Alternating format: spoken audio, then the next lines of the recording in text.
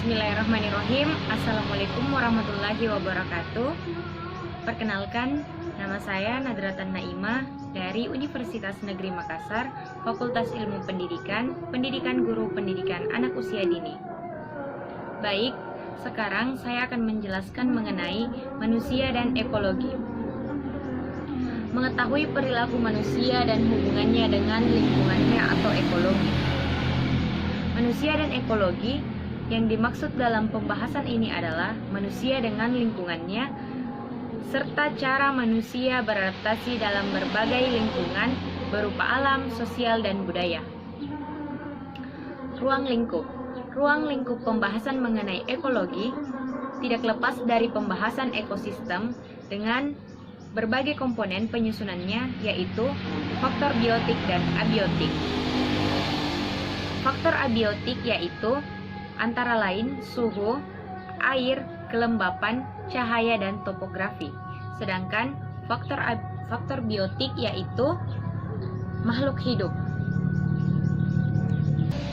Perilaku pola interaksi manusia adalah hasil dari peristiwa satu atau lebih proses, yakni pengondisian. Ekologi manusia adalah ekologi yang mengkaji tentang hubungan antara manusia dengan lingkungannya. Sebagai bagian dari ekosistem, manusia merupakan makhluk hidup yang dominan ekologi. Hal ini karena manusia dapat berkompetensi dengan baik dengan lingkungannya. Interaksi. Interaksi adalah hubungan timbal balik antara individu dengan individu, individu dengan kelompok, kelompok dengan kelompok. Yang pertama, yaitu interaksi manusia dengan lingkungan alam. Lingkungan alam adalah lingkungan yang terbentuk secara alamiah, tanpa campur tangan manusia. Lingkungan alam mencakup semua benda hidup dan tak hidup secara alamiah di bumi. Lingkungan alam terdiri atas komponen abiotik dengan biotik. Komponen abiotik yaitu segala sesuatu yang ada di lingkungan tanpa campur tangan manusia. Selanjutnya, interaksi manusia dengan lingkungan sosial.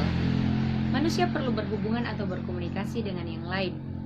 Maka terjadilah apa yang dinamakan dengan proses sosial. Proses sosial adalah suatu interaksi atau hubungan saling memengaruhi antar manusia. Proses sosial ini akan terjadi jika ada yang namanya interaksi sosial. Interaksi sosial adalah hubungan antara orang perorangan, kelompok manusia, maupun orang perorangan dan kelompok manusia. Selanjutnya yaitu interaksi manusia dengan lingkungan budaya.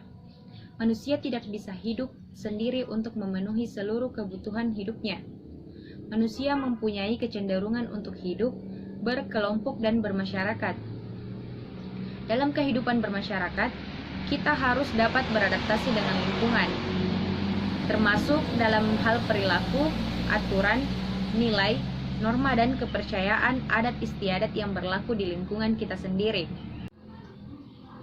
Perilaku, aturan, nilai, norma, dan adat istiadat merupakan salah satu dari kebudayaan.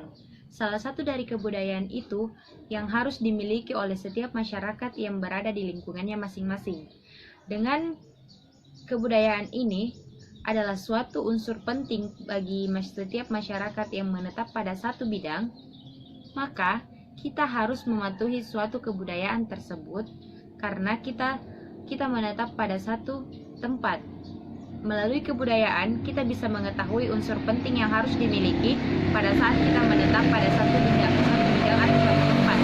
Yang terakhir yaitu manfaat ekologi manusia dan lingkungan. Yang pertama yang bisa kita ambil yaitu mengenal lebih banyak keanekaragaman hayati. Yang kedua, mengenal lebih luas makhluk hidup. Yang ketiga, membantu memecahkan masalah pangan. Yang keempat, membantu memecahkan masalah pertanian.